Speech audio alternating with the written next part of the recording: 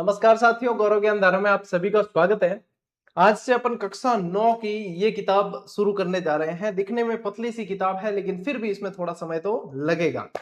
यानी कि इसमें से देखो, कक्षा 10 की अपन किताब पूरी कर चुके हैं और इसमें से भी बहुत सारे सवाल आपको एज इट इज देखने को मिलते हैं। कक्षा 9 और कक्षा 10 की किताबें, स्पेशली यदि आप कर्मचारी चयन बोर्ड की कोई परीक्षा देने वाले हैं या दे रहे हैं, तो उसके लिए बहुत जरूरी है पढ़नी। आरपीएससी भी इसमें से सवाल बनाती है, लेकिन कर्मचारी चयन बोर्ड के एग्जामिनर तो भाई दीवाने इसके, इसमें से वो कुछ भी नहीं छोड़ते हैं।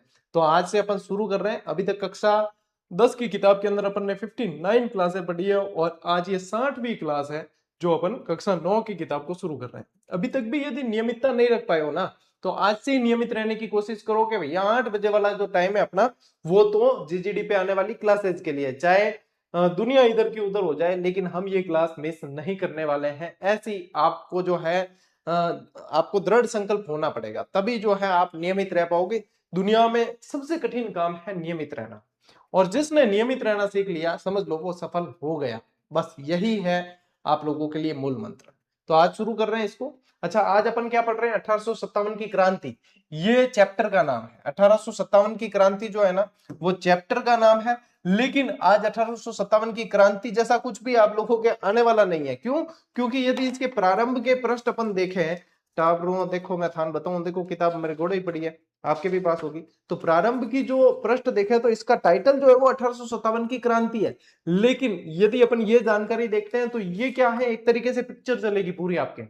1857 की क्रांति शुरू कैसे होती है उसके पहले की पिक्चर है। क्यों 1857 की क्रांति की जरूरत पड़ी, ऐसी क्या परिस्थितियां बन गई थी जिसकी वजह से जरूरत पड़ी? तो जैसे कि मुगल काल जो है, मुगल शक्ति कमजोर हुई तो मराठा शक्ति उदय हुई, मराठा शक्ति मौजूद हुई। मराठा शक्ति जब कमजोर हुई, या मराठा का बहुत ज्यादा जो है सभी जगह आप लोग देखोगे प्रभाव देखने को मिला, सभी जगह परेशान होने लगे लोग, तो फिर अंग्रेजों से सहायता ली और अंग्रेजों से फिर परेशान हुए तो 1857 की क्रांति हुई। तो ये किस तरीके से चला है राजस्थान के अंदर, ये क्रम किस तरीके से चला है, वो अपन इस क्लास के माध्यम से आज पढ़ने वाले के। 1857 की क्रांति शुरू होने तक आप लोगों को जो जो चीजें पूछे, मान लीजिए लसवाड़ी का युद्ध पूछ लिया तो क्या करके आओगे? ऐसी ऐसी बहुत सारी चीजें हैं।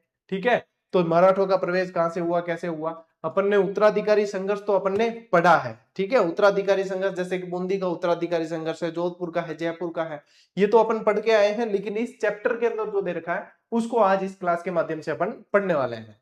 भाई टावरों, सार वही है कि मिस मत करियो क्लास। यदि आप सुन भी लोगे ना चीजें, तो भी आप लोगों को याद हो जाएगी। अब मेरे पास कमेंट आते हैं बच्चों के, सर हमने नोट्स नहीं बनाए, अब नोट्स बन ही नहीं रहे, आप इनकी जो है पीडीएफ दो, या फिर आप इसकी बुक निकालो, ऐसे कैसे, या फिर ऐसे फलाना टीम का। मैंने तो स्टार्ट से ही कहा था, डे 1 से, जब से क्लास शुरू की, कि बाद में नहीं बन पाएंगे, बाद में नहीं हो पाता, किसी के नहीं होता, बाद में वो पेंडिंग ही रहता है। तो इसीलिए साथ साथ चलो, दिन का आज का काम आज ही करना है। वे बुढ़िया पागल थोड़ी आप को कह गया के काल करे सो आज कर, आज करे सो अब बहुरी प्रलय होएगी, है ना, कि पल में प्रलय होएगी, बहुरी करे को कब। तो ये कहकर गए हैं भैया। आप लोगों ने दोहे पढ़े हैं, रहीमदास जी, कबीरदास जी, ये सब किस लिए कह के गए? उन्होंने देखा है तभी तो कहा। तो आप लोग अपना ही है इन चीजों को, कि कल के ऊपर कुछ भी नहीं छोड़ना है, आज ही अपने को करना है। ठीक है, चलो टावलो शुरू करा। देखिए, सबसे पहले अपन चलते हैं कि 1857 की पृष्ठभूमि और अपन मराठों का उदय पढ़ते हैं। अब क्या हुआ कि देखो, औरंगजेब की मृत्यु कब हुई? औरंगजेब की मृत्यु होती है, औरंगजेब की मृत्यु ये कब हुई? 1707 के अंदर। अब इसके बाद जो है ना, मुगल साम्राज्य पूरी तरीके से बिखरता चला गया। इसके बाद 1707 के बाद में मुगल साम्राज्य का पतन एक तरीके से चल रहा था। ठीक है, तो मुगल साम्राज्य, मुगल शक्ति इतनी पावरफुल रही नहीं औरंगजेब के बाद। ठीक है, मुगल बादशाह था, वो बात अलग है। तो मुगल साम्राज्य के पतन के बाद, पेन चेंज कर लेते हैं, मतलब पतन के बाद क्या, पेन तो अभी चेंज कर लेते हैं। ठीक है, मुगल साम्राज्य के पतन के बाद देश में अराजकता की स्थिति बनी, जिससे राजस्थान भी अछूता नहीं था। अराजकता यानी कि कहीं कोई पता ही नहीं चल रहा क्या हो रहा है, क्या नहीं, कौन राजा है और राजा के क्या डिसीजन है, ये पता ही नहीं चलता। अराजकता की स्थिति हो गई। औरंगजेब की मृत्यु के बाद उत्पन्न हुई शक्ति रिक्तता, यानी पावर वैक्यूम। शक्ति रिक्तता की शक्ति पावर कहाँ है? भारत के अंदर कौन है पावरफुल सबसे, जिसको भी चले सिक्का चले गया, हाँ भाई ये पावरफुल है, तो ये क्या पावर वैक्यूम था, शक्ति रिक्तता की स्थिति हो गई। तो इसके शुरुआत में मराठों ने जो है इसको भरा, यानी मराठों का उदय हुआ कि इसको भरेगा कौन, कि मराठे भरेंगे। अच्छा, मराठों से औरंगजेब इतना उलझ गया था कि औरंगजेब जो है दक्षिण के अभियानों में ही व्यस्त रहता था, इसलिए दक्कन को औरंगजेब की कब्र भी कहा जाता है कि उत्तर भारत को छोड़ के वो दक्षिण में ही उलझा हुआ रहता था और वहीं पे उसकी मृत्यु भी होती है ना। तो ये चीज है। अब देखिए, दक्षिण में अपना प्रभुत्व स्थापित करने के बाद मराठों ने मालवा, दक्षिण में ये तो थे ही मराठे, फिर इसके बाद में मालवा और गुजरात में भी अपना प्रभाव जमा लिया और इसके कारण उनके लिए राजस्थान में प्रवेश करना बेहद आसान हो गया। आज की क्लास में आप लोगों को ज्यादा तो सुनना ही है, ठीक है, नोट्स बनाओगे वो अच्छी बात है, लेकिन सुन भी लोगे ना ढंग से तो पिक्चर समझ आ जाएगी कि क्या कैसे चला है। तो यहां तक स्क्रीनशॉट का समय मैं देना भूल भी जाऊं तो जब इधर उधर हूं तो आप ले लिया करना, ठीक है, जैसे कि अभी बहुत अच्छे से दिख रहा है ये, चलो ले लो। अब क्या हुआ, देखो आगे बढ़ते हैं। प्रथम धन संग्रह, ठीक है, प्रथम प्रवेश, सबसे पहले तो मई 1711 की बात है। कब की है, 1711 की। अब मैंने आप लोगों को इसीलिए पहले से क्लियर किया है कि औरंगजेब कब मरा है। औरंगजेब की मृत्यु हुई है 1707 में। मई 1711 में मराठों ने पहली बार मंदसौर से, मंदसौर कहां पड़ता है, एमपी के अंदर, जो मंदसौर अपने पड़ोसी राज्य है राजस्थान का, मध्य प्रदेश, उसके अंदर पड़ता है मंदसौर, ठीक है। मंदसौर के निकट मेवाड़ी क्षेत्र से धन एकत्रित किया, किसने, मराठों ने। अच्छा, मराठे पहले आक्रमण इसीलिए करते थे, पैसों को इकट्ठा, धन एकत्रित करने के लिए। फिर इसके बाद में धीरे धीरे इन्होंने जो है सत्ता में इंटरेस्ट लेने लगे, फिर उत्तराधिकारी संघर्ष के अंदर इंटरेस्ट लेने लगे, तो इस तरीके से राजनीतिक हस्तक्षेप हो गया। अब महाराणा को इसकी चिंता हुई। इस घटना से उदयपुर के महाराणा संग्राम सिंह, इस समय कौन थे ये ध्यान रखना, संग्राम सिंह चिंतित हो गए और रणनीतिक विचार विमर्श करना पड़ा। महाराणा संग्राम सिंह ने मराठा समस्या से निपटने के लिए पहले जयपुर के शासक जय सिंह से और बाद में मुगल बादशाह मोहम्मद शाह से विचार विमर्श किया कि जैसे इन्होंने धन संग्रह के लिए आए, मराठों से उस समय ऐसा तो नहीं कि परिचित नहीं थे, सब जानते थे, क्योंकि मुगलों का मराठों के बहुत संघर्ष चला है। तो फिर ये यहाँ पे राणा जी अपने चिंतित हो गए और इन्होंने जो है डिस्कशन किया कि भैया कुछ करना पड़ेगा, ऐसे तो फिर अपने हालत खराब हो जाएगी और आपको क्या करना पड़ेगा, स्क्रीनशॉट लेना पड़ेगा। फिर देखिए, आक्रमणों के अंदर वृद्धि होती है। कब, कौन सा टाइम पीरियड है, 1724 से 1734 तक। अब यहाँ पे देखना 1734 तक है, यानी कि ये टाइम पीरियड है। जयपुर के अंदर राजा कौन होगा उस समय, सवाई जय सिंह का टाइम पीरियड है। देखो, आक्रमणों के अंदर वृद्धि होती है। 1724 ईस्वी के बाद राजस्थान में मराठा आक्रमणों में काफी तेज कर दिए इन्होंने, गति बहुत बढ़ा दी। और बूंदी का उत्तराधिकारी संघर्ष, ये कब है, 1734। अब ये यहाँ पे मैं डिटेल नहीं बताने वाला हूं आपको बूंदी उत्तराधिकारी संघर्ष की, क्यों, क्योंकि कक्षा 10 के जो मैंने इतिहास पढ़ाया है उसके अंदर पूरा बूंदी का उत्तराधिकारी संघर्ष बिल्कुल स्टेप बाय स्टेप मैं करवा के आया हूं, ठीक है। और ऐसा तो है नहीं कि मैं यहाँ पे कह रहा हूं तो इसका मतलब ये है कि आप मेरे एप्लीकेशन पे जाके और कोर्स खरीद के फिर देख पाओगे। यूट्यूब पे सारी क्लासें मैंने आज तक जितना पढ़ाया है वो यूट्यूब पे ही पढ़ाया है। मैंने न तो अपनी एप्लीकेशन पे पढ़ाया और न हम एप्लीकेशन पे कोई किसी तरह की क्लासेस बेचते हैं, कहीं कोई नहीं है। तो यहीं पे है, इसी के अंदर प्ले लिस्ट बनी हुई है, जाके जो है देख लेना। बूंदी का उत्तराधिकार संघर्ष पूरा करवाया है। अप्रैल 1734 की बात है।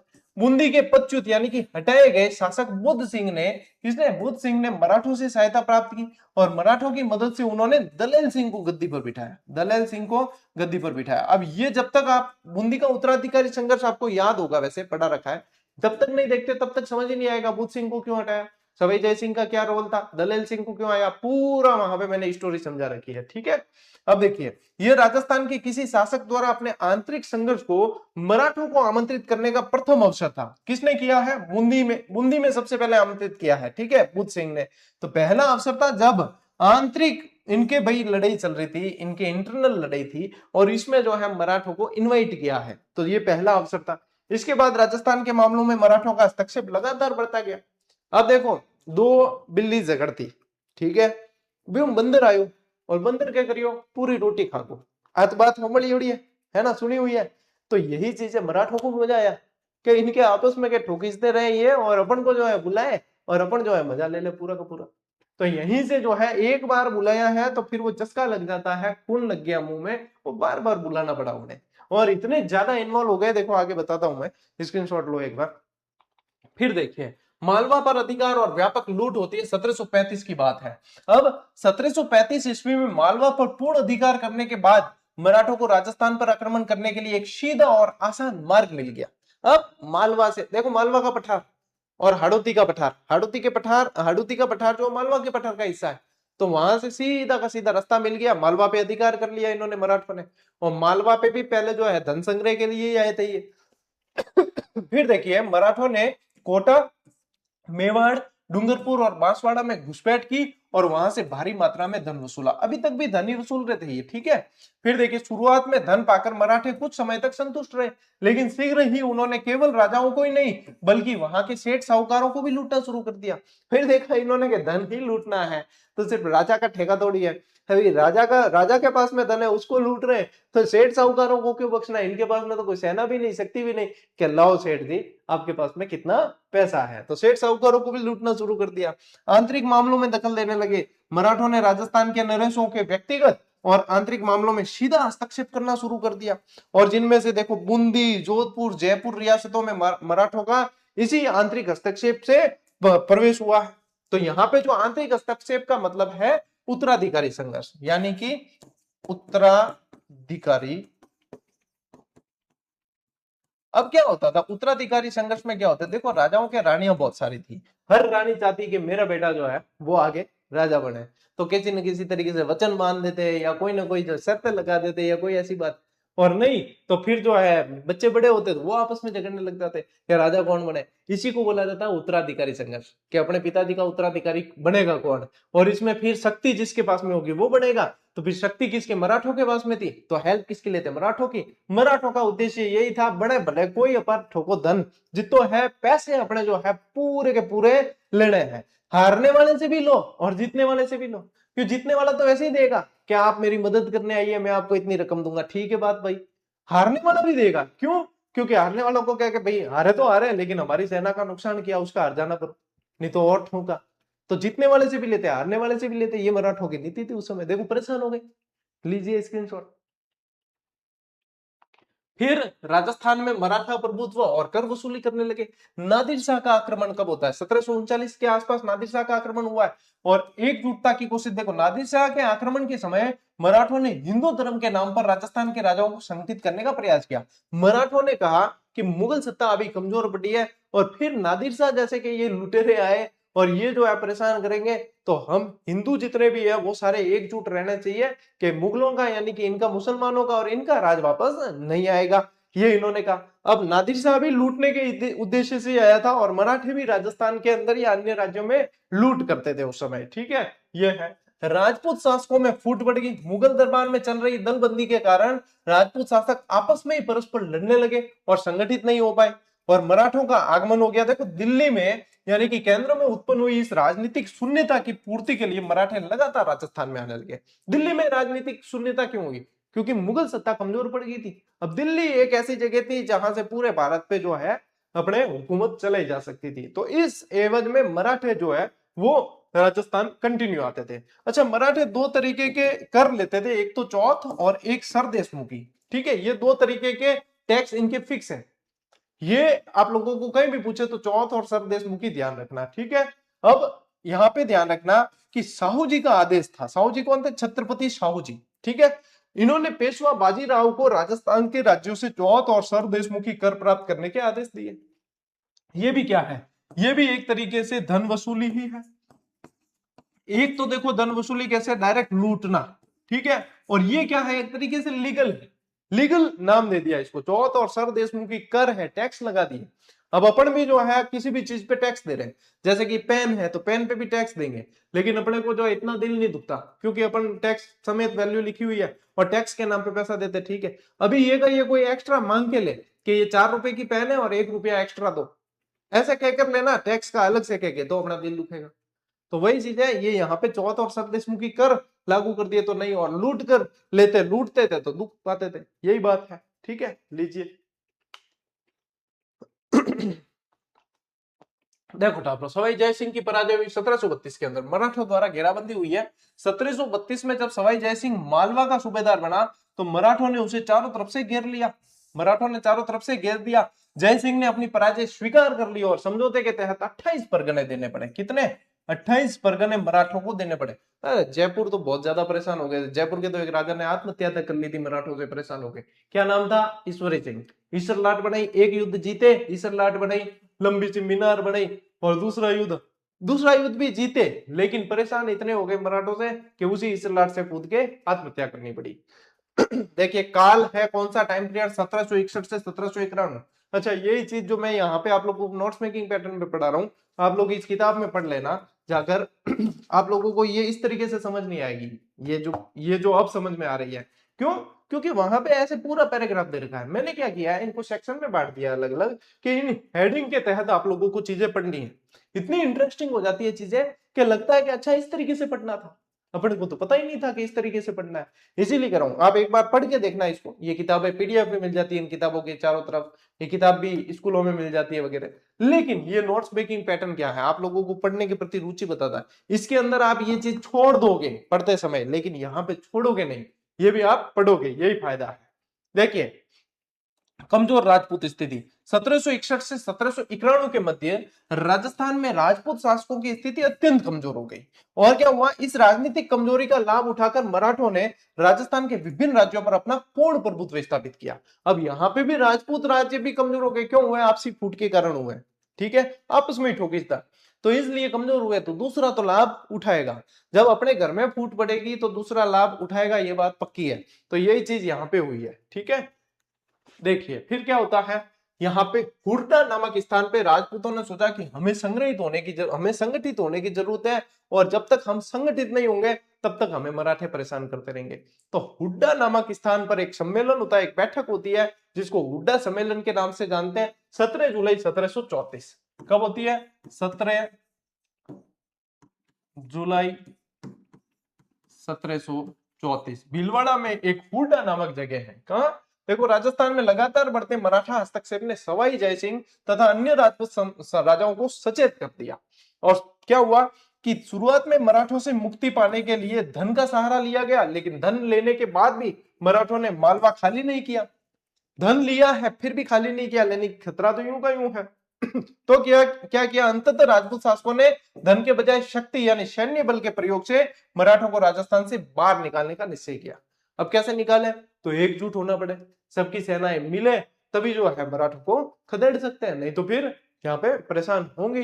तो इसलिए हुड्डा नामक स्थान पे सभी ने एकजुट होने का प्रयास किया, लेकिन ये जो है इतना सफल हुआ नहीं था। अभी बताता हूँ और चीज।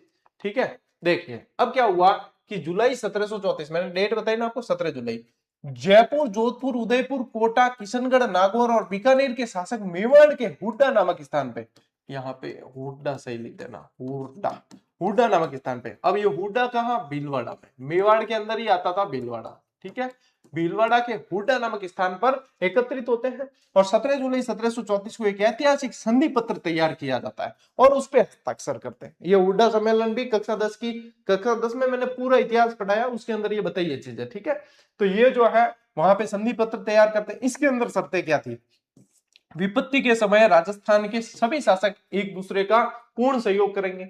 वर्षा ऋतु के बाद मराठों के विरुद्ध सैन्य कार्रवाई हेतु सभी शासक रामपुरा में एकत्रित होंगे। ये ध्यान रखना, जगह का नाम रामपुरा में। अब ये जुलाई वाला मौसम है, अब देख लो बरसात की सीजन चल रही है, तो इन्होंने कहा वर्षा ऋतु के बाद जो है रामपुरा में हम एकत्रित होंगे, और फिर वहां पे और वापस अपने डिस्कशन होगा कि सैन्य कार्रवाई कैसे करें। कोई भी राजा किसी अन्य राज्य के शत्रु को अपने राज्य के अंदर आश्रय या शरण नहीं देगा। यानी कि कोई मेरा दुश्मन है मान लो, ठीक है, और दूसरा राजा, मेरे दुश्मन को दूसरा राजा कोई भी शरण नहीं देगा। तो ये शर्तें थी सब, लेकिन पालन किसी ने नहीं किया। क्यों? क्योंकि सबके भैया आपस के अंदर फूट थी और सब अपने अपने को बड़ा समझते थे, कोई ऐसे मिलजुल के चलने वाला नहीं था, इसलिए हुड्डा सम्मेलन कभी सफल हो ही नहीं पाया। ठीक है, ले स्क्रीनशॉट, देखो हुड्डा सम्मेलन करे सब राजा बेड़ा और। ठीक है, सम्मेलन की असफलता, आपसी द्वेष, रियासती शासकों में गहरा आपसी द्वेष यानी दुश्मनी थी, जिसके कारण सम्मेलन के वांछित यानी कि उम्मीद के मुताबिक परिणाम नहीं निकले हैं। राजपूतों ने प्रतिभा संपन्न और क्रियाशील नेतृत्व का सर्वथा अभाव था। कोई ऐसा नेतृत्व ही नहीं था ना कि जो इस तरीके से नेतृत्व करें कि अपन जो है एक छत्र के नीचे सभी लड़ सके, ऐसा हुआ ही नहीं। ठीक है, और स्वार्थी नीतियां थी, रियासतों के स्वार्थी नीतियां और उनके व्यक्तिगत कार्य ही इस सम्मेलन की असफलता के मुख्य कारण है। तो ये कारण भी पूछते हैं आपको, क्या असफलता के कारण क्या रहे? तो देखो आपसी द्वेष है, नेतृत्व की कमी है और स्वार्थी नीतियां हैं। अब देखो ये कैसे बढ़िया से नोट्स आ गए आप लोगों के पास में, ये नोट्स मेकिंग पैटर्न है। ठीक है, ये कि ये उसमें लाइनें दे रखी सीधी सीधी, तो थोड़ा सा पढ़ने में रुचि कम होती है। लीजिए स्क्रीनशॉट। देखिए अब पेशवा बाजीराव की राजस्थान यात्रा 1735, ये भी टाइम पीरियड याद रखना। आजकल आप लोगों को टाइमलाइन पूछी जाती है तो ये भी आपको ध्यान रखना है। अब देखिए 1735 में मुगल सम्राट और राजपूत शासकों की सेनाओं ने मराठों को खदेड़ने का पुनः असफल प्रयास किया। सेनाओं, इसको ये सेनाओं लिखना, ठीक है, ये क्या लिखा हुआ है, सेनाओं। क्या किया, प्रयास किया है। अक्टूबर 1735 में पेशवा बाजीराव उत्तर भारत की यात्रा पर निकलता है। क्या करता है, उत्तर भारत की यात्रा के लिए आता है। अब मेवाड़ आता है पहले। पेशवा ने मेवाड़ के महाराजा जगत सिंह का आतिथ्य स्वीकार किया, जहां उपहार तथा चौथ का समझौता किया। अब इस समय राजा कौन बन गए, यहाँ पे जगत सिंह बन गए। ध्यान रखना ये सारी चीजें भैया, मैं पूरा सीक्वेंस के साथ में चल रहा हूं यहाँ पे, ठीक है। अब जयपुर आता है। इसके बाद पेशवा जयपुर आया। यहाँ सवाई जय सिंह ने मराठों और मुगल सम्राटों के बीच समझौता करवाने का प्रयास किया, लेकिन वे असफल रहा है, ठीक है। अब यात्रा का परिणाम क्या निकलता है। पेशवा की इस यात्रा के बाद राजपूत राज्य मुगलों के साथ साथ मराठों को भी पूरी तरीके से करदाता बन गए। यानी कि पहले मुगलों को तो टैक्स देते ही थे, अब यहाँ पे वो जैसे ही पेशवा यहाँ पे आके गया तो यहां से भी सबसे जो है टैक्स वाले समझौते हो गए। तो अब पूरी तरीके से मराठों को भी टैक्स देने वाले बन गए अपन। बताइए, एक पेशवा वहां से आता है, अपन यहाँ पे टैक्स देना शुरू कर देते हैं। क्यों, क्योंकि उनके पास में शक्ति थी, ताकत थी, अपने एकजुटता की कमी थी, यही कमी थी यहाँ पे। आगे देखो, दुरा सराय की संधि होती है, दुहा सराय की 1738 के अंदर मुगल सम्राट की ओर से निजाम को बिना युद्ध किए ही मराठों के साथ में यह अपमानजनक संधि करनी पड़ी। इसके तहत मराठों को मालवा की सूबेदारी और 50 लाख रुपए भी प्राप्त हुए। सन ध्यान रखना, यह है 1738, ठीक है। दूरा असराय की संधि, दूरा असराय की संधि है। मारवाड़ में चौथ वसूली कब, 1742 के अंदर मराठों ने मारवाड़ में प्रवेश किया और यहाँ पे सोजत, रायपुर और जैतारण, ये हमारा वाला एरिया है लगभग, ठीक है। ये यहाँ पे मारवाड़ वाला ये, तो यहां से जो है चौथ वसूल करना इन्होंने आरंभ कर दिया था। फिर देखो एक 1787 में तुंगा का युद्ध होता है, जयपुर के अंदर होता है, ठीक है। जयपुर के शासक है ना, तो तुंगा का युद्ध होता है। राजपूतों ने संगठित होकर तुंगा नामक स्थान पर मराठों को बुरी तरीके से परास्त किया है, हरा दिया है। 1787 के अंदर प्रताप सिंह थे उस समय राजा, सवाई प्रताप सिंह। मराठा शक्ति का पतन देखिए, 1791 के बाद में मराठा शक्ति धीरे धीरे क्षीण होने लगती है, कमजोर होने लगती है। तो यहाँ पे जो मराठा शक्ति धीरे धीरे क्षीण होने लगी और इसी समय दक्षिण भारत में अंग्रेजों ने अपने पैर जमा लिए थे और राजस्थान में घुसने का प्रयास कर रहे थे। मतलब वो एक कहावत है कि भूत मरे पलित जागे, है ना, कि एक विपदा जाती है तो दूसरी तैयार हो जाती है? छोड़े तो जाए, पकड़े तो खाए, बड़ी बात है। तो यहाँ पे एक विपदा के मुगल कमजोर हुए थोड़े तो मराठे शक्तिशाली हो गए, राजस्थान फिर परेशान। फिर मराठे थोड़े से कमजोर हुए कि अपने अंग्रेज तैयार हो गए। अब अंग्रेज दक्षिण भारत में पैर जमा चुके थे, अब उत्तर भारत में आने के लिए राजस्थान बढ़िया रियासत थी, तो ये तैयार हो गए। यानी वही चीज है कि एक विपदा जा रही है, दूसरी आ रही है। अब यहां तक अंग्रेज पक्के हो गए। ले स्क्रीनशॉट। देखो अब मेवाड़ रियासत का घटनाक्रम और अम्बाजी इंगले, इनसे प्रश्न पूछ सकते हैं। 1791 से 95 का टाइम पीरियड है। इंगले का सहयोग देखिए, मराठा सेनापति अंबाजी इंगले ने मेवाड़ के महाराणा को अपना सैन्य सहयोग प्रदान किया, ठीक है।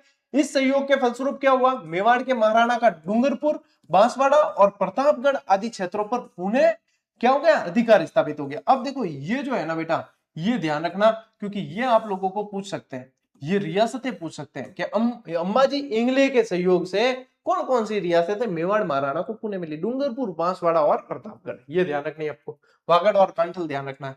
अब देखिए, रियासती घरानों के आपसी वैमनस्य और फूट के कारण अंबाजी इंगले को इस अभियान में पूरी सफलता नहीं मिल पाई, ठीक है। और चुनावतों का अधिकार 1795 में होता है। 1795 में मेवाड़ पर चुनावत शासक दल का अधिकार हो गया और चुनावतों के वर्चस्व के कारण उनका अन्य शासकीय समूह और प्रतिद्वंदी गुटों के साथ में एक नया संघर्ष शुरू हो गया। अब एक और नया संघर्ष, मतलब आपसी संघर्ष तो अपने चल ही रहे हैं, तो अपन बाहरी शक्तियों से कैसे लड़ेंगे, ये परिस्थितियां बन रही है किसकी। अभी अपन चलेंगे 1857 की क्रांति की तरफ, क्योंकि अपने चैप्टर का नाम क्या है, टाइटल क्या है, 1857 की क्रांति। अभी अपन पढ़ रहे हैं मराठा वाला संघर्ष पढ़ रहे हैं, अब अंग्रेजों का प्रवेश होगा और अंग्रेजों की समय क्या स्थिति बनती है, तब अंग्रेजों को खदेड़ने की जरूरत पड़ेगी, तो 1857 की क्रांति होगी।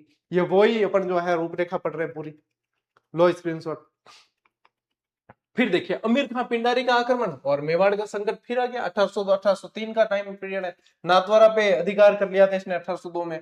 क्या किया, कि पिंडारी नेता अमीर खान पिंडारी ने मेवाड़ के प्रसिद्ध धार्मिक केंद्र नाथद्वारा पर अपना सैन्य अधिकार कर लिया। ठीक है, नाथद्वारा पे सैन्य अधिकार। अब देखिए भीम सिंह जी की सफलता। मेवाड़ के तत्कालीन शासक महाराणा भीम सिंह रियासती घरानों और सामंतों के आपसी वैमनस्य को नियंत्रित करने में पूरी तरह असफल रहे थे, ये इनको सफलता नहीं मिली और अंग्रेजों से संधि का प्रथम प्रयास हुआ। फिर मेवाड़ के शासक ने जयपुर नरेश के माध्यम से अंग्रेजों के साथ सुरक्षा संधि करने का प्रयास किया, परंतु उनका यह प्रयास असफल रहा। अब क्या हुआ कि मराठों से परेशान हो रहे थे, इधर अमीर खां पिंडारी और परेशान करने लग गया, तो मेवाड़ क्या है संकट का अनुभव कर रहा था। तो कुल मिला के राजा ये सोच रहे थे, राजा ये नहीं सोच रहे थे कि हम कैसे लड़े, राजा ये सोच रहे थे कि हम कैसे बचे, हमें कौन बचाएगा। तो ये भी राजा यहाँ के क्या कर रहे थे कि एक तरीके से एक शक्ति ढूंढ रहे थे कि मराठे कमजोर है, मराठों को कौन खदेड़ सकता है या कौन बचा सकता है हमें। तो फिर अंग्रेज दिखे इनको कि अंग्रेज कर सकते हैं ऐसा, तो फिर अंग्रेजों से संधि के प्रयास करने लगे। ठीक है, लीजिए स्क्रीनशॉट। मतलब बुलाए सबको अपन नहीं है, मौके अपन नहीं दिए कि आप आइए हमारी मदद कीजिए, और उनको तो यही चाहिए था कि कोई हमें मदद करने बुलाए, कोई हमारे ऊपर आश्रित हो तो हम उनके जो मजे लें। वही चीजें हुई। जोधपुर रियासत की अव्यवस्था देखी 1793 से 1813। जोधपुर में क्या चल रहा था, अव्यवस्था की अवधि थी यदि पूछ ले तो 1793 से 1813 तक। अब ये जो है इस दरमियान जो है जोधपुर राज्य में भयंकर राजनीतिक अस्थिरता और अव्यवस्था फैली हुई थी। इसके तीन मुख्य कारण थे। क्या, सामंती प्रतिस्पर्धा, जागीरदारों की आपस में लड़ाई, जो दरबारी होते हैं ना, मैं मुख्य दरबारी, उनकी आपस में लड़ाई, वो भी वर्चस्व के लिए लड़ रहे हैं। बताइए, संकीर्णता की शासकों की संकुचित सोच थी और उत्तराधिकार का भीषण संघर्ष। तो इन संघर्षों से जो है जोधपुर जूझ रहा था। और देखिए भाड़े यानी कि किराए के सैनिकों का प्रयोग। अब खुद के सैनिक सेना वाली बात रही नहीं थी, भाड़े के सैनिक लाने पड़ते थे, जितना पैसा दोगे उतना काम होगा। ठीक है, वो वाली चीज है। तो उत्तराधिकारी और सामंती युद्धों में दोनों ही विरोधी पक्षों में भाड़े सैनिक यानी किराए के लड़ाके लाए गए और उच्च धनराशि यानी भारी वेतन देकर अपनी ओर मिलाने का प्रयास किया गया। अब मन बताओ कि एक सैनिक मान लो कि 10 रुपये में आ रही है, ठीक है, एक सैनिक आता है 10 रुपये में। अब वो अपनी तरफ से लड़ रहा है, अपन ने तय किया, एक अनुमान बता रहे 10 रुपये अपन देंगे, वो अपनी तरफ से लड़ेगा। अब अगला मान लीजिए कि उसको 12 रुपए देगा, तो वो तो उसकी तरफ से लड़ने लग जाएगा, इसके अंदर देशभक्ति वाली या कोई भावना है नहीं। तो भाड़े के टट्टू कभी भी कहते हैं ना कि वो लाभ नहीं देते, तो भाड़े सैनिक थोड़ी ना ये युद्ध जितवा के दे सकते हैं। तो ये अपने उस समय राजाओं की भूल थी कि ये सोचते थे कि अपन पैसा देंगे और अपनी तरफ से पूरी शिद्दत से, पूरी जो है समर्पण से लड़ेंगे। ऐसा हुआ ही नहीं, कोई अगले ने धन ज्यादा दे दिया तो बस यहाँ पैसों का खेल था सब, वह चीज होगी। आर्थिक संकट देखिए, सैनिकों को अत्यधिक धन बांटने और निरंतर युद्धों के परिणाम स्वरूप पूरे राज्य जो है गहरे आर्थिक संकट में गिर गया, राजकोष पूरी तरीके से खाली हो गया। अब अपने तरफ ही सैनिक लड़ते रहे, उसके लिए उनको अपन को ही ज्यादा पैसे देने पड़े, राजकोष पूरा खाली। ठीक है, ऐसी परिस्थितियां बन गई थी। और बनाई किसने परिस्थितियां, अपन ने खुद ने बनाई, अपने राजाओं ने बनाई। ठीक है, ले स्क्रीनशॉट। राजा जी बैठो, देखो देखो मैं टेंशन में बैठा है कि अटक खजानो वो खाली। अब क्या करा, अब ए भाड़े रासायनिक आने जब पिया दिया, बिन साइड लड़ना शुरू कर दे, और देखो खरजानो पूरा पूरा नीटिस गुना। ठीक है, चलिए आगे बढ़े। ये देखो पूरी पिक्चर चल रही है आपके एकदम, कहां से अपन ने शुरू किया है, पूरी सीक्वेंस के साथ में पिक्चर बढ़ रही है आगे। ठीक है, अंग्रेजों से मित्रता का प्रारंभिक प्रयास किया। आप देखिए, राजस्थान के शासक मराठों के बढ़ते आतंक और लूटपाट से पूरी तरह मुक्ति पाना चाहते थे, पूरी तरह मुक्ति पाना चाहते थे। इस कारण उन्होंने मराठों के प्रबल शत्रु अंग्रेजों से हाथ मिलाने का प्रयास किया। अपन यही है, अपना दुश्मन है ना, अपना कोई दुश्मन है, उसका जो दुश्मन है वो अपना दोस्त हो गया, तो उससे हाथ मिलाने। अंग्रेज जो है, अंग्रेज और मराठे आपस में भिड़ते, क्योंकि अंग्रेजों ने भी दक्षिण में प्रभुत्व स्थापित करने की कोशिश की पहले, मराठे पहले से दक्षिण में थे। तो यहाँ के राजाओं ने सोचा कि अपन अंग्रेजों से सहायता ले लेते हैं, अपन अपनी शक्ति तो आई, अपन अंग्रेजों से मिल लेते हैं ताकि मराठों से अपन मुक्ति पाले। जयपुर का प्रथम प्रयास रहा है 1776 ईस्वी में। सर्वप्रथम जयपुर के महाराजा पृथ्वी सिंह, कौन थे राजा, कौन थे याद रखना, पृथ्वी सिंह, 1776 ईस्वी में अपने एक प्रतिनिधि को गवर्नर जनरल के पास भेजकर अंग्रेजों से मैत्री की इच्छा प्रकट करते हैं। यानी बुलाया भी अंग्रेजों को, अपन ने बुलाया, देख लो, अपन बुलाया कि हमारी मदद कीजिए, आइए। ठीक है, अपने प्रतिनिधि भेज के बुलाया। जोधपुर ने प्रयास किया, जोधपुर राज्य ने भी अंग्रेजों से संपर्क साधने का ऐसा ही प्रयास किया, परंतु शुरुआत में वे सफल नहीं हो पाए। और अंग्रेज भी भाव खाता, अंग्रेज भी एक बारे में थोड़ी आ जाता, वही भी भाव खाता, वे उनकी शर्तों पे आएंगे। अभी देखो आगे शर्तें तय होगी, स्क्रीनशॉट लो आप।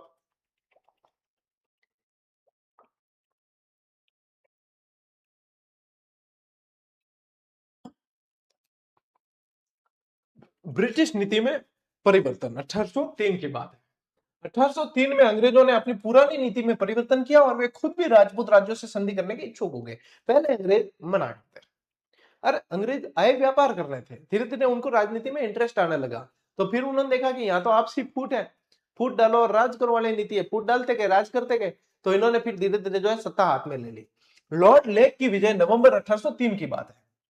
नवंबर 1803 में अंग्रेज सेनापति लॉर्ड लेक ने राजस्थान की उत्तरी पूर्वी सीमा पर स्थित लसवाड़ी के रण क्षेत्र में मराठा सरदार सिंधिया को निर्णायक युद्ध में परास्त किया। ठीक है, 1803 के अंदर होता है नवंबर 1803 लसवाड़ी का युद्ध।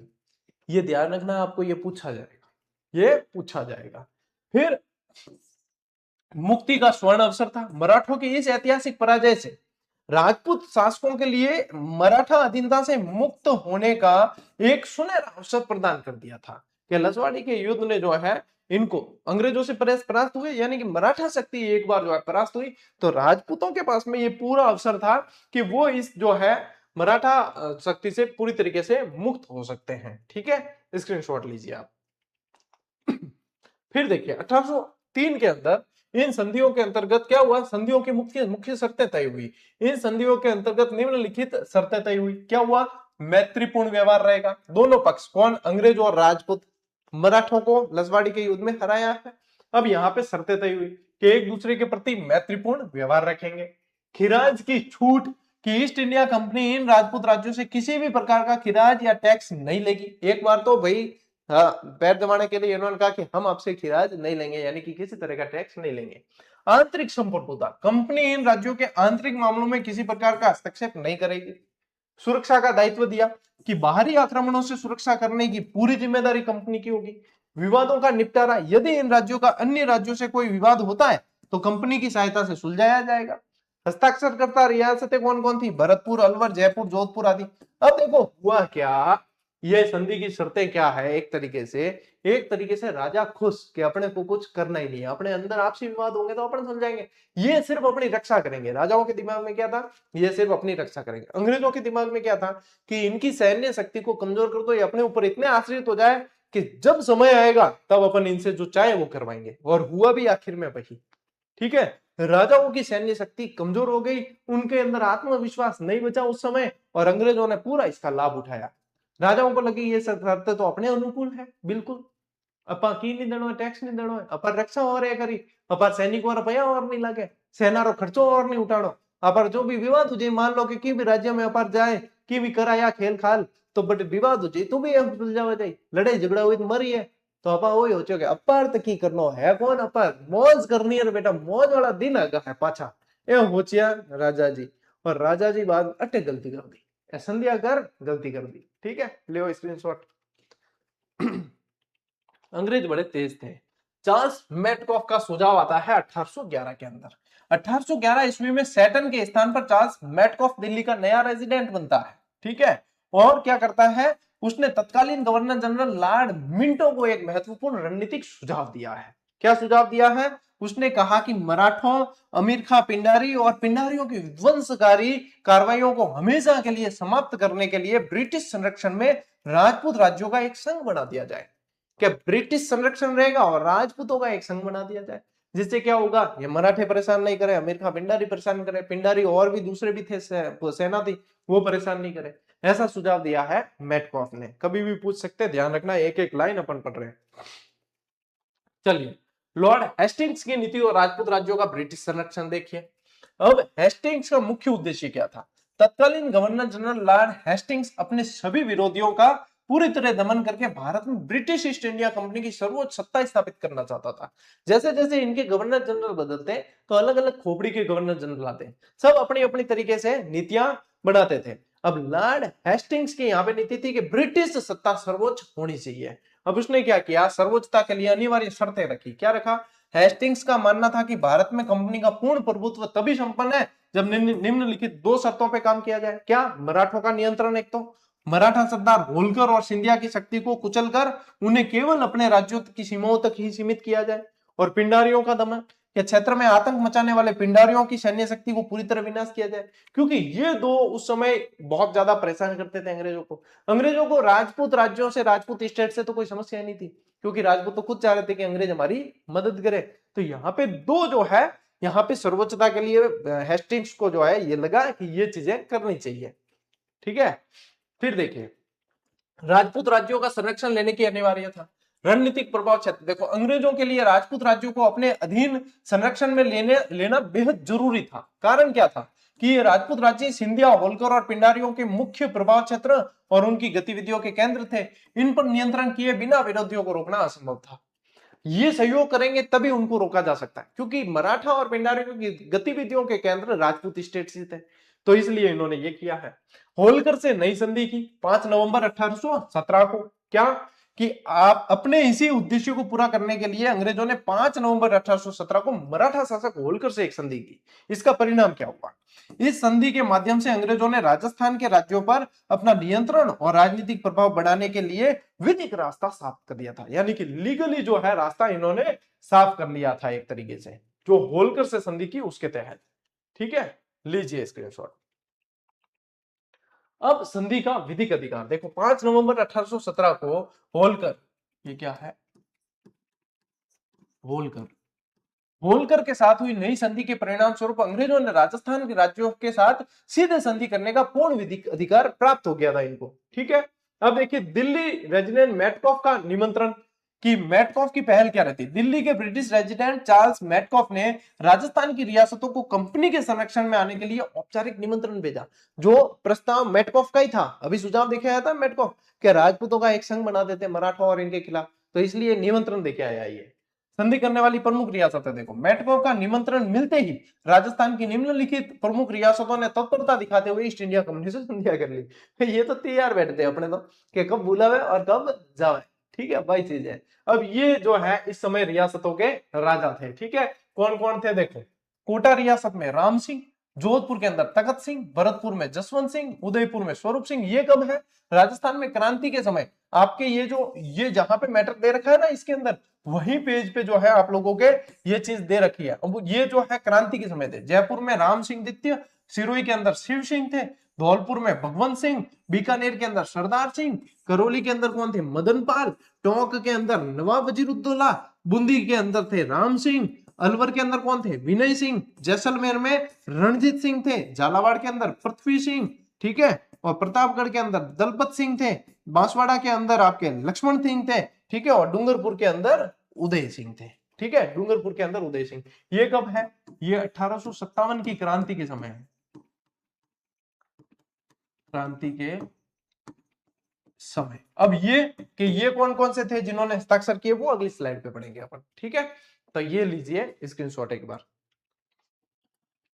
आगे बढ़ते हैं। अब आज की क्लास निश्चित रूप से लंबी हो रही है क्योंकि चैप्टर बड़े हैं, तो मैं सोच रहा हूं कि थोड़ी सी टाइम पीरियड बढ़ा के और अपन जो है ज्यादा स्लाइड्स वगैरह लें तो ये किताब समय पे पूरी हो जाएगी, है ना। तो वही प्रयास है, थोड़ा सा बढ़ाया। अब देखो 19वीं सदी के आरंभ में रियासतों का वर्गीकरण। इस समय जो है राजपूत रियासतें कितनी थी? 17 रियासतें राजपूत राजाओं द्वारा शासित थी। जाट रियासतें थी 2, ठीक है, और मुस्लिम रियासत थी 1। ठीक है, तो 19वीं सदी की शुरुआत में राजस्थान में कुल 20 रियासतें थी, कुल 20 रियासतें थी, 17, 2 और 1। ठीक है, और इसका विभाजन बता दिया मैं।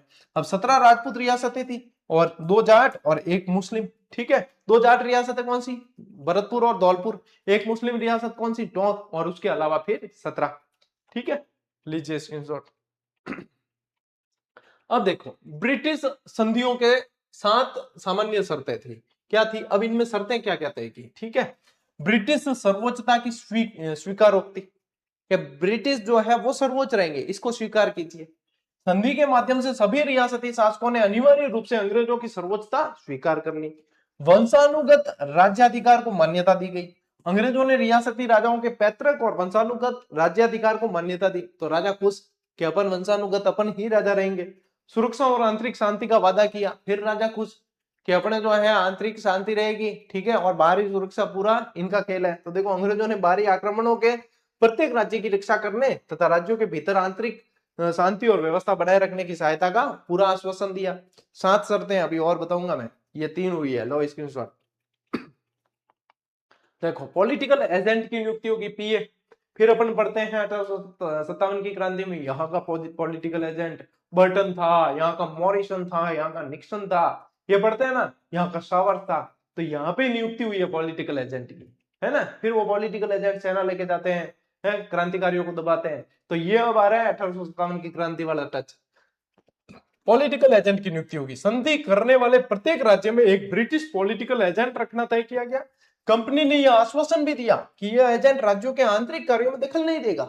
तो जब यूं कहते तो अपार कोई टेंशन ही नहीं कि अपार है, हस्तक्षेप तो करे कौन, और ओछो तो अपार की काम हुई तो अपा इन्हें का पॉलिटिकल एजेंट है एक तरीकों। विदेश नीति का समर्पण देखिए, ब्रिटिश संरक्षण पाने के बदले रियासती शासकों को अपनी स्वतंत्र विदेश नीति अंग्रेजों को सौंपनी पड़ी कि अब जो है वो दूसरों राज्यों से डायरेक्ट संपर्क नहीं कर सकते थे अंग्रेज आगे बीच में। इसके अतिरिक्त राज्यों के आपसी विवादों को सुलझाने के लिए अंग्रेजों की मध्यस्थता स्वीकार करने का वादा करना पड़ा। क्या हम आपस में हमारे जो भी होगा तो अंग्रेजों की मध्यस्थता होगी, क्या अंग्रेज पूरी तरीके से नहीं डिसीजन लेंगे, लेकिन उनका इन्वॉल्वमेंट होगा तभी होगा। यहीं पे तो गलतियां कर दे, है ना। सैन्य सहायता का वचन दिया, किसी भी संकट या आवश्यकता के समय रियासती शासकों को अपने राज्य के समस्त सैनिक साधन और सेना अंग्रेजों को सुपुर्द करने पड़ेंगे। अब देखो, एक तरफ तो अंग्रेजों ने ये आश्वासन दिया है कि हम आपकी सुरक्षा करेंगे, लेकिन अंग्रेजों ने यह भी कहा कि हमारे ऊपर यदि कोई संकट आया तो उस समय हम जिन जिन राज्यों को सपोर्ट कर रहे हैं, संधियां हुई है, वो सब हमें सपोर्ट करेंगे, उनकी सेना उस समय हमारे लिए काम करेगी। यहाँ पे वार्षिक खिराज टैक्स संबंधी क्या प्रावधान किया, अंग्रेजों को दिए जाने वाले वार्षिक खिराज की धारा प्रत्येक राज्य की संधि में अलग अलग थी। यहाँ पे जो हर राज्य के साथ में टैक्स वाली जो है धारा अलग अलग तय की गई थी। ठीक है, ये थी संधि की मुख्य शर्तें जो पूछी जा सकती है आने वाले समय। लीजिए स्क्रीनशॉट। चलो टाबरो आगे बढ़ना। अब देखो, खिराज का निर्धारण कैसे था। वार्षिक खिराज की राशि का निर्धारण करने के लिए मराठों को दिए जाने वाले खिराज को मुख्य आधार बनाया गया। मराठों को जैसे देते थे उसको मुख्य आधार बनाया है। और संधियों का अंतिम परिणाम क्या निकला है, इन ब्रिटिश संधियों को स्वीकार करने के फलस्वरूप राजस्थान के रियासती नरेशों को बाहरी शत्रुओं से सुरक्षा तो प्राप्त हो गई, परंतु इसके बदले उन्हें अपनी राजनीतिक स्वतंत्रता पूरी तरीके से खोनी पड़ी। सुरक्षा प्राप्त हुई है, लेकिन जो स्वतंत्रता थी ना, खुद अपनी सुरक्षा करते थे उस समय, जो स्वतंत्रता थी वो पूरी तरीके से खत्म हो गई, पिंजरे में कैद हो गई चिड़िया भैया। ठीक है, लीजिए स्क्रीनशॉट। अब देखो, राजपूत राज्यों पर ब्रिटिश संधियों के क्या क्या प्रभाव पड़े। अब यहां से जब प्रभाव पड़ेंगे अपन, जब अपन को पता चलेगा कि अपने जो है क्रांति क्यों जरूरी हो गई थी। देखिए, आर्थिक स्थिति कमजोर होने लगी, आर्थिक स्थिति कमजोर, नियमित खिराज देते। ईस्ट इंडिया कंपनी सरकार को नियमित रूप से बाहरी खिराज देने के कारण राज्यों का राजकोष खाली हो गया। सबके साथ में खिराज की शर्तें अलग अलग थी। भाई साहब, दबा के टैक्स लिया जाता था तो राजकोष तो खाली होने थे, इनकम के सोर्स बचे नहीं थे, खुद तो संघर्ष कर नहीं रहे थे, तो क्या इनकम हो उसमें भी मध्यस्थता अंग्रेजों की थी। देखो, अन्य अनापेक्षित खर्चे आए। कंपनी द्वारा तय खिराज वसूल करने के अलावा समय समय पर कई अन्य अन्य खर्चे राजाओं पर बलात् यानी कि जबरन थोप दिए जाते। क्या आज तो हमारे जो है ड्यूक ऑफ कनॉट आ रहा है, आज हमारे जो है ड्यूक ऑफ एडिनबर्ग आ रहा है, तो ये खर्चा होगा, वो होगा, तो ये भी खर्चे किस पे, ये भी राजाओं पे, राजकोष तो खाली होने ही है। ब्याज का बोझ बढ़ गया, भारी खिराज समय पर न चुका पाने की स्थिति में उस पर भारी ब्याज लगाया जाता था, जिनसे राज्यों को कर्ज के जाल में धकेल दिया जाता था। कुल मिला के अंग्रेजों का काम था लूटना। कैसे लूटा जाए, अंग्रेजों ने सिस्टेमेटिक तरीके से लूटा है। अच्छा, मराठा आते, मराठा क्या करते थे, बल के आधार पे जो है लड़ाई करके और फिर लूटते। अंग्रेजों ने क्या किया, एक सिस्टम बनाया कि ऐसे नहीं लूटेंगे अपन, पूरा सिस्टम बना के सिस्टेमेटिक तरीके से लूटा जा रहा था। ठीक है, लो भारी कर्ज में दबा दिया, स्क्रीनशॉट ले लिया। चलो फिर देखिए, पॉलिटिकल एजेंटों का हस्तक्षेप और राजाओं की उदासीनता। निरंतर हस्तक्षेप हुआ। ब्रिटिश पॉलिटिकल एजेंट राज्य में कानून व्यवस्था बनाए रखने के बहाने प्रशासनिक कार्यों में लगातार दखल देते थे। तानाशाही रवैया। अनुकूल परिस्थितियों का लाभ उठाकर ये पॉलिटिकल एजेंट राज्यों के भीतर व्यवहारिक रूप से तानाशाह बन गए थे एक तरीके से। और क्या करते, शासकों की उदासीनता हो गई। शासन कार्य और अपने संप्रभु अधिकारों में आई इस भारी कमी के कारण राजस्थान में राजा शासन संबंधी कार्यों के प्रति पूरी तरीके से उदासीन हो गए। करे भी क्या राजा, हाथ में कुछ रहा नहीं ना, उदासीनता स्वाभाविक थी, हाथ में कुछ बचा नहीं। जो यहाँ राजा वाले काम थे वो पॉलिटिकल एजेंट कर रहा था, राजा का काम सिर्फ रह गया था टैक्स देना। ठीक है, तो कितने देखो यहाँ पे अंग्रेज निरंकुश हो गए और राजा पूरी तरीके से राजाओं के बकरी आ गई डिब्बे में, ठीक है, बकरी डिब्बे में आ गई पूरी तरीके से। लीजिए स्क्रीनशॉट। आर्थिक संसाधनों पर ब्रिटिश नियंत्रण, आर्थिक संसाधनों पर ब्रिटिश नियंत्रण। देखो, अंग्रेजों ने अपनी व्यापारिक नीतियों के तहत राजस्थान के प्रमुख प्राकृतिक और आर्थिक संसाधनों पर जबरन अधिकार कर लिया, ठीक है। अब देखो क्या किया, नमक उत्पादन पर कब्जा किया सबसे पहले। जहां जहां से इनकम का सोर्स थे ना, वहां पे सब जगह कब्जा करने की कोशिश की। सबसे पहले क्या किया, नमक उत्पादन पे। तो देखो, नमक उत्पादन के सबसे प्रमुख क्षेत्र जैसे सांबर झील पर अंग्रेजों ने अपना नियंत्रण स्थापित कर दिया। तो अब यहां से नमक उत्पादन से जो रेवेन्यू जनरेट होगा वो कहां जाएगा, अंग्रेजों के पास। और कहां से रेवेन्यू जनरेट होता है, देखो मादक पदार्थ जितने होते हैं, जैसे कि ये अफीम हो गई, दारू हो गई, इनसे जो है रेवेन्यू बहुत जनरेट होता है। वरना कई बार कहते हैं ना, वहां पे जो है दारू के ठेके बंद नहीं कर रहे, ये नहीं कर रहे। क्यों नहीं करती सरकार, क्योंकि सरकार को रेवेन्यू आता है। इनके लिए जो है प्रचार की आवश्यकता नहीं पड़ती इनको, किसी को भी। अपने मान लो हमारी कोई टेस्ट सीरीज लॉन्च होगी तो हमें प्रचार करना पड़ता है। और एक गांव में कोई ठेको है बट की जान गई है ना, बारात गई है, तो उनको प्रचार की आवश्यकता नहीं, लोग अपने आप ढूंढ के ले लेते हैं, है ना। तो ये चीजें ऐसी होती है जो फिक्स रेवेन्यू जनरेट होता ही होता है। अफीम उत्पादन पर कब्जा, मेवाड़ के अत्यधिक समृद्ध और लाभप्रद यानी अफीम उत्पादन क्षेत्रों पर भी अंग्रेजों द्वारा अधिकार कर लिया गया। अब तो जहां से इनकम हो रही है उनपे तो अधिकार कर लिया है। ले स्क्रीनशॉट। सैन्य नियंत्रण और वित्तीय भाग, अंग्रेजी सैनिक टुकड़ियां, शांति और व्यवस्था बनाए रखने के नाम पर लगभग सभी राजपूत राज्यों में ब्रिटिश सैनिक टुकड़ियां स्थापित कर दी गई, छावनियां बनाई है ना। अब अपन पढ़ते हैं 1857 की क्रांति की 6 छावनियां थी। ए नन्नी ब्याह देखने चली, अपन ट्रिक बड़ी ओडी है। अब भाई चीज है कि अट्टे जी को है नहीं, ए छावनियां स्थापित कर दी, के कौन करी है, अंग्रेज करी है। अंग्रेज कहते हैं यहाँ पे हमारे जो है सब हथियार रहेंगे, सैनिक रहेंगे, यहीं से हम जो है भेजेंगे आपकी सुरक्षा के लिए। और ये इस तरीके से हुआ। खर्च का वहन कौन करेगा, इन थोपी गई अंग्रेज सैनिक टुकड़ियों के रख रखाव और वेतन का समस्त खर्च भी संबंधित राज्यों को ही उठाना था, अनिवार्य कर दिया आपको ही। क्या आपकी सुरक्षा के लिए रखी हमने ये सेना, तो इसका खर्चा तो आपको ही देना है। कि कभी भी संकट आएगा तो हमारी ये सेना लड़ेगी ना आपके लिए, तो इनका वहन करो खर्चा। और इस तरीके से फंस गए थे राजा पूरी तरीके से। देखो, सामंतों की स्थिति में गिरावट और ब्रिटिश हस्तक्षेप के विरुद्ध जन आक्रोश। संधि का मूल उद्देश्य 1818 क्या है, राजस्थान के शासकों ने मराठा आतंक से सुरक्षा के साथ साथ अपनी शक्तिशाली सामंतों पर नियंत्रण स्थापित करने के लिए अंग्रेजों से 1818 की संधि की थी। 1818 की संधि की थी, ठीक है। किस लिए, एक तो मराठों से सुरक्षा के लिए, और जो निरंकुश जागीरदार हो गए थे सामंत, उन पे भी अधिकार करने के लिए। तो दमन की शुरुआत कैसे हुई, संधि संपन्न होने के बाद राजपूत राजाओं ने अंग्रेजों की सैन्य सहायता लेकर अपने ही सामंतों की शक्ति कुचलने का प्रयास किया। अब सामंतों को मनाया भी जा सकता था, लेकिन उनकी शक्ति को कुचलना ही समझा इन्होंने। तो इन्होंने, राजाओं ने क्या किया, अपनी खुद की शक्ति को कुचलवाया एक तरीके से। आप देखो जितने पुराने युद्ध हुए हैं, हल्दी घाटी का युद्ध है, चाहे खानवा का युद्ध है, चाहे कोई भी, उनके अंदर सभी सामंतों ने अपनी अपनी सेना के साथ में सहयोग किया है, तब जाके जो है ये लड़ाइयां इस तरीके से लड़ी गई है। लेकिन यहाँ पे क्या किया राजा, ये विवेक खो बैठे थे और इस समय अंग्रेजों की सहायता से अपने ही सामंतों की शक्ति को कुचलवाना शुरू कर दिया, क्योंकि सामंत भी निरंकुश हो गए थे, सामंत भी राजा बनना चाह रहे थे, तो सभी के जो है पद भ्रष्ट हो गए थे, सभी के सभी, ठीक है। ले स्क्रीनशॉट। अब सामंतों के विशेषाधिकारों की समाप्ति और स्थिति में गिरावट होती है। अंग्रेजों ने ऐसे अनेक नीतिगत कदम उठाए जिससे सामंतों की स्थिति बेहद कमजोर हो गई, क्योंकि अंग्रेज भी चाहते थे कि सामंत और कमजोर हो जाए, कि सामंतों की शक्ति एकजुट हो गई तो राजा मजबूत हो जाएगा। तो इन्होंने क्या किया, नकद वसूली की। एक तो सामंतों की पारंपरिक सैनिक सेवा के बदले अब उनसे जबरन नकद रुपया वसूल करने का निश्चय किया गया, ठीक है। और आवागमन पर नियंत्रण की समाप्ति कर ली। पहले जागीर क्षेत्रों के निवासी अपने सामंत की आज्ञा के बिना किसी भी दूसरे स्थान पर नहीं बच सकते थे। इस विशेषाधिकार को अंग्रेजों ने समाप्त कर लिया। कहते हैं कि बच सकते हो, आपको जागीरदार को या सामंतों को टैक्स देने की या इसके लिए परमिशन लेने की आवश्यकता नहीं है। पारंपरिक शुल्कों का अंत किया। सामंत व्यापारियों से राहदारी यानी एक तरह का क्या होता था, रास्ते का टैक्स होता था। राहदारी रास्ता कर और दाना पानी आदि शुल्क वसूल करते थे और बदले में उन्हें सुरक्षा देते थे। अंग्रेजों ने सभी अधिकारों को समाप्त कर दिया। एक तरीके से जागीरदारों की और सामंतों की क्या हो रही, शक्ति को पूरी तरीके से नियंत्रित किया जा रहा है, ठीक है। जहां जहां से उनके रेवेन्यू जनरेट होता था उनको रोका जा रहा है, ठीक है। प्रतिष्ठा और प्रभाव में कमी है इससे।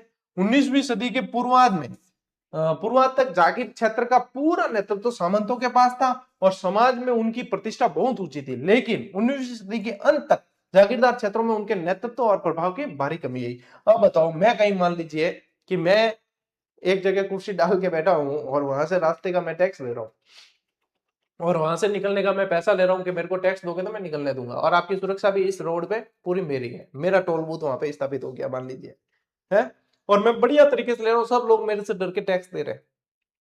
मेरे से कोई शक्तिशाली आया, मेरे को ही धमका दिया और क्या भाई तू टैक्स नहीं ले सकता, अब ये सारी चीजें बंद करो, अब यानी मेरा प्रभाव तो खत्म। वही चीज जागीरदारों की हुई, जागीरदारों से अंग्रेजों ने ये सारा सिस्टम लॉन्च कर दिया, और सामंत और जागीरदार जितने थे उनकी जो है यहाँ पे शक्ति को कमजोर कर दिया, समझे। तो ये लीजिए स्क्रीनशॉट।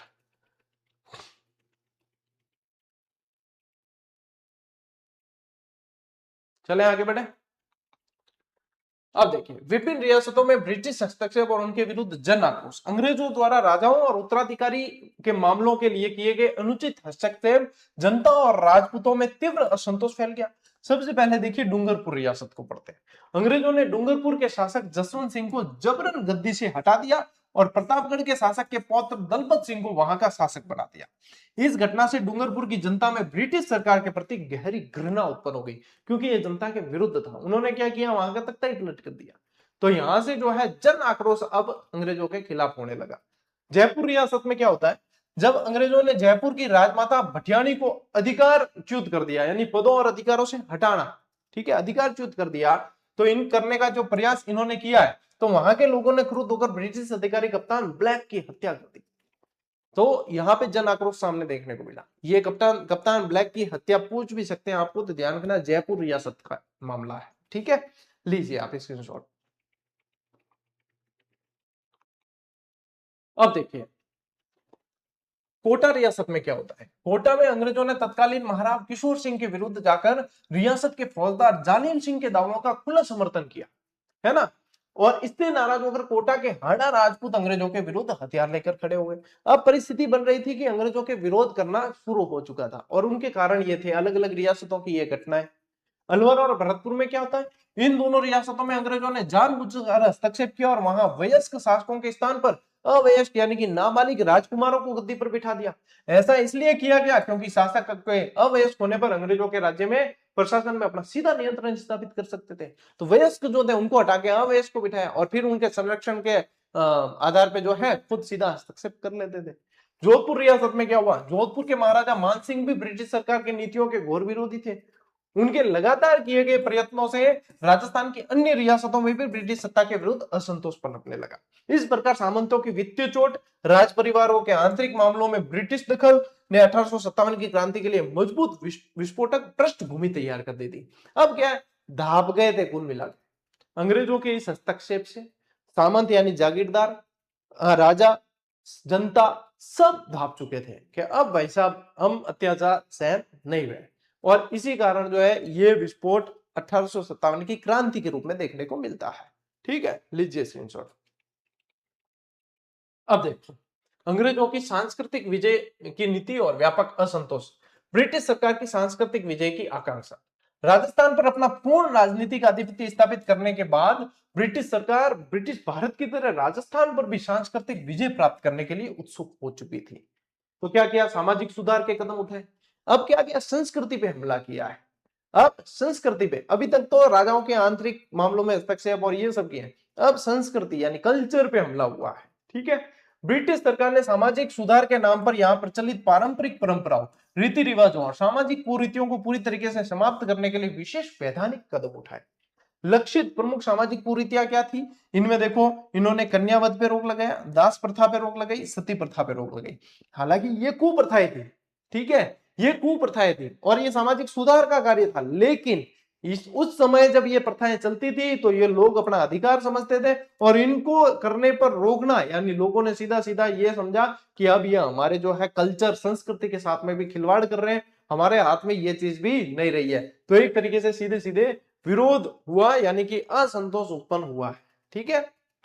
चलिए जनता की प्रतिक्रिया और असंतोष के कारण देखिए, सामाजिक ताना बाना टूटने का भय। अंग्रेजों द्वारा उठाए गए इन सामाजिक कदमों के कारण स्थानीय जनता में यह गहरा अंदेशा पैदा हो गया कि अंग्रेज राजस्थान के पारंपरिक सामाजिक ढांचे को पूरी तरीके से विघटित यानी नष्ट करना चाहते हैं, कि इन्होंने जो है हमारे कल्चर पे हमला कर दिया, अब ये हमारे पूरे जो सिस्टम को बदल देंगे।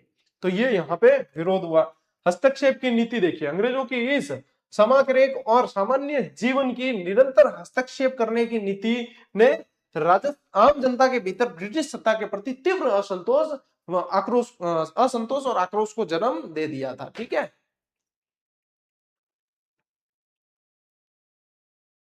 ये मिसटाइप है, सामाजिक करना इसे, सामाजिक और सामान्य जीवन। ठीक है, चलो भाई आगे बढ़ना। देखिए निष्कर्ष, 1818 की संधि के बाद सर्वत्र असंतोष के मुख्य कारण क्या थे। ठीक है, 1818 की संधि के बाद में जो मुख्य कारण थे उसमें एक तो प्रशासनिक हस्तक्षेप, राज्यों के आंतरिक प्रशासन में अंग्रेजों द्वारा किया गया अवांछनीय और अनुचित हस्तक्षेप, इससे असंतोष हुआ। संसाधनों पर कब्जा, राजस्थान के प्रमुख आर्थिक संसाधनों पर अंग्रेजों द्वारा पूरी तरीके से अधिकार स्थापित किया गया। और वित्तीय शोषण, अंग्रेजों द्वारा राज्यों के प्रतिवर्ष जबरन वसूल किए जाने वाले भारी वार्षिक खिराज की राशि, तो इन सबसे जो है ये पूरा का पूरा असंतोष उत्पन्न हुआ है। इस प्रकार राजनीतिक नियंत्रण, आर्थिक शोषण और सामाजिक प्रशासनिक हस्तक्षेप की इन नीतियों ने राजस्थान में 1857 की क्रांति का एक जबरदस्त पृष्ठभूमि तैयार कर दी थी। आज की क्लास 1 घंटे की तकरीबन हो रही है, होने वाली है, और इसलिए बड़ी है क्योंकि मैं चाहता था कि ये पृष्ठभूमि है ना एक ही क्लास में पूरी हो जाए। इसको 2 क्लास में मैं डिवाइड नहीं करना चाहता था। बाकी आज की क्लास में तकरीबन 40 से ज्यादा स्लाइड है, 2 क्लासों में आराम से ये संपन्न होती, लेकिन 56 मिनट की क्लास हो गई, अभी 5-7 मिनट और चलेगी। देख अब यहाँ पे और कारण क्या थे, सामंतों की उपेक्षा, सामंतों के पारंपरिक विशेषाधिकारों और उनकी सामाजिक प्रतिष्ठा पर किया गया गहरा कुठाराघात, सामाजिक दखल जो अभी अपन पढ़ के आए हैं, वित्तीय शोषण। ठीक है, ये सारी चीज आपको ध्यान रखनी है। ठीक, और देखिए ईसाई प्रचारक और धार्मिक असंतोष, अब यहाँ पे आ गया। अब अंग्रेज ईसाई थे तो वो क्या करते थे, मिशनरियों को स्थापित किया उन्होंने, क्या ईसाई बनाओ इनको। ठीक है, तो वह भी सीधा सीधा अपने क्या हुआ, असंतोष का एक कारण। देखो संदेहास्पद गतिविधियां, अजमेर मेरवाड़ा क्षेत्र में ईसाई मत के प्रचारकों की गतिविधियों पर अत्यंत संदिग्ध हो गई थी। मतांतरण का भय रहा कि इन गतिविधियों के कारण स्थानीय जनता में यह विचार पनपने लगा कि अंग्रेज हिंदुओं का जबरन मतांतरण यानी धर्म परिवर्तन करवाकर उन्हें ईसाई बनाने का प्रयास कर रहे हैं। इन्होंने ईसाई मिशनरियों का प्रचार किया ना, तो यहाँ पे लगा कि हिंदू से ईसाई बनाने का प्रयास कर रहे हैं। और धार्मिक मामलों के इस सीधे हस्तक्षेप की आशंका से जनता के भीतर ब्रिटिश सत्ता के प्रति तीव्र आक्रोश और अत्यधिक गुस्सा भर गया। क्यों, यह भी एक कारण है इसके अंदर। अभी तक अपन जो है देखो कितना अपन आगे आए इस क्लास में, अपन ने शुरू कहां से किया है। ठीक है, कहां से शुरू किया है, मुगलों की शक्ति कमजोर हुई वहां से शुरू किया है, फिर अपन ने मराठों से संघर्ष पढ़ा है पूरा पूरा, फिर अंग्रेजों का आगमन पढ़ा है, अब अंग्रेजों से परेशानी पढ़ रहे हैं अपन, और फिर ये पूरी पृष्ठभूमि बनेगी, और ये पूरा दे रखा है आपकी इस किताब के अंदर। ठीक है, और उसी को मैंने नोट्स मेकिंग पैटर्न पे आप लोगों के लिए इजी करने के लिए, अब ये 1 घंटे आप इस किताब के अंदर ये का ये मैटर पढ़ के देख लेना आप, और फिर ये देख लेना आपको कितना जो है अंतर लगेगा और समझ में आएगी चीजें। ठीक है, राजस्थान के कवियों और साहित्यकारों का योगदान भी रहा है इसके अंदर। ठीक है, तो देखिए ब्रिटिश भक्त शासकों की निंदा, साहित्यकारों ने अपने काव्यों में ऐसे राजपूत शासकों की खुलकर निंदा की और आलोचना की जो अंग्रेजों के भक्त थे या चाटुकार बने हुए थे। यहाँ पे देखो साहित्यकार का कर्तव्य धर्म यही था उस समय कि जो गलत है उसको गलत बताया जाए, तो जो अंग्रेजों के पक्षधर थे, चाटुकारिता कर रहे थे, उनका इन्होंने खुलकर विरोध किया है। ओजस्वी इन्होंने जो है वहां पे साहित्य की रचना की है और देशभक्त शासकों की प्रशंसा की है। इसके विपरीत उन्होंने उन स्वतंत्रता प्रेमी शासकों और जागीरदार सामंतों की जमकर प्रशंसा की जो ब्रिटिश सत्ता के कट्टर विरोधी थे और उनके सामने झुके नहीं। और ऐसे स्वतंत्रता प्रेमी कवि कौन थे, तो देखो कवि बांकीदास थे इनके अंदर, राघव दास थे इनके अंदर, और सांधु गंगा जी थे। यहाँ पे सांधु गंगा जी, कौन, सांधु गंगा जी थे, इनका नाम यहाँ पे दिख नहीं रहा होगा आपको, सांधु गंगा जी। और महाकवि सूर्यमल मिश्र जिन्हें राज्य कवि कहा जाता है। ठीक है, ये सब जो इन्होंने बहुत अच्छी तरीके से अपनी भूमिका का निर्वहन किया था। ठीक है, तो ये ध्यान रखना है। चलो टाब्रो देखो अब क्या हुआ, अंतिम सारांश क्या है, क्रांति से पूर्व की स्थिति, व्यापक असंतोष। इन सभी धार्मिक, सामाजिक और राजनीतिक कारणों से यह पूरी तरह स्पष्ट है कि भारत में औपचारिक रूप से 1857 की क्रांति का शंखनाद होने से बहुत पहले ही राजस्थान की देशी रियासतों और यहाँ की आम जनता के मन में ब्रिटिश शासन के विरुद्ध बहुत तीव्र असंतोष व्याप्त हो चुका था। ठीक है, तो जब ऑफिशियल जो है अनाउंसमेंट क्रांति का हुआ, उससे पहले तो यहाँ पे पूरा ही माहौल बना हुआ था। ये तो इंतजार कर रहे थे कि कहीं से कोई क्रांति फूटे और हम जो है अंग्रेजों पे टूटे। ठीक है, ले स्क्रीनशॉट। चलो बड़े आगे, और इसी के साथ अब देखो पूरा माहौल बन गया, पूरा माहौल क्रांति का बन गया। अब कल की क्लास बहुत ज्यादा इंपॉर्टेंट है। कल की क्लास में आप क्रांति की शुरुआत, क्रांति की घटनाएं और वहां से बनने वाले एक एक लाइन, एक एक प्रश्न, एक एक शब्द को बहुत अच्छी तरीके से देखने वाले, क्योंकि अब तो एक एक शब्द का खेल रह गया है। एग्जामिनर पेपर ही ऐसा बना रहा है। आपको करना क्या, आपको थ्योरी पूरी तरीके से यहां से समझनी है, जैसे मैं क्लासेस से समझा रहा हूं, और उसी चीज के ऑब्जेक्टिव प्रश्न कैसे बनेंगे उनके लिए आपको ये किताब दे रखी है, ऑब्जेक्टिव राजस्थान वस्तुनिष्ठ अपनी जो है। इसी चैप्टर को पूरा यहां से समझ लिया, उसके बाद में यहां से प्रैक्टिस कर ली। इसके अंदर व्याख्या शानदार तबियत की, कहीं भी एक भी शब्द आपने बाहर जाने वाला नहीं है, और प्रश्न भी समझ में आ जाएंगे कैसे बन रहे हैं, कैसे उत्तर देना है, प्रैक्टिस हो जाएगी। तो इसीलिए इस कॉम्बिनेशन को साथ में लेकर चलना। ठीक है, राजस्थान के तकरीबन विद्यार्थी इस पुस्तक को पढ़ रहे हैं, जो यहां से जुड़े हुए हैं वो तो सभी पढ़ ही रहे हैं, तो आप भी अपनी पाठ्य सामग्री के अंदर इसे शामिल करना। आज की क्लास 1 घंटे से ज्यादा क्यों हुई है? सोमवार है भैया, आगाज बहुत जबरदस्त हुआ है क्योंकि क्रांति पढ़ रहे हैं, तो आगाज भी क्रांतिकारी चाहिए अपने को। 40 से ज्यादा स्लाइड्स पढ़ी आज अपन ने, देख लीजिए। मैं चाहता तो इसको जो है बिल्कुल जो है ये क्या है, क्रांति के पहले की स्थिति है, इसको शॉर्ट में भी निपटा सकते थे, लेकिन मैं जानता हूं कि आने वाले समय में यहां से भी प्रश्न देखने को मिलेंगे, तो अपन किसी भी तरह की कोताही नहीं बरतेंगे। और आपको भी नियमितता बना के रखनी है। कल की क्लास, आज जितने विद्यार्थी इस क्लास को देख रहे हैं, कल उससे ज्यादा विद्यार्थी उस क्लास को देखने चाहिए, तो मैं समझूंगा कि हाँ वास्तव में आप जाग चुके हो अब। ठीक है, देखो साहित्यकार और कवि राजाओं को जगाते थे, मैं आप लोगों को जगा रहा हूं, मेरे लिए आप ही राजा हो। ठीक है, तो आपको जाग जाना है और समय पे जो है अपनी पढ़ाई को शुरू भी करना है और कंटिन्यू लेकर भी चलना है। ठीक है, आज की इस क्लास में साथियों इतना ही। अब मिलते हैं अपन अगली क्लास में, अगले सेशन में। तब तक के लिए राम राम, जय हिंद।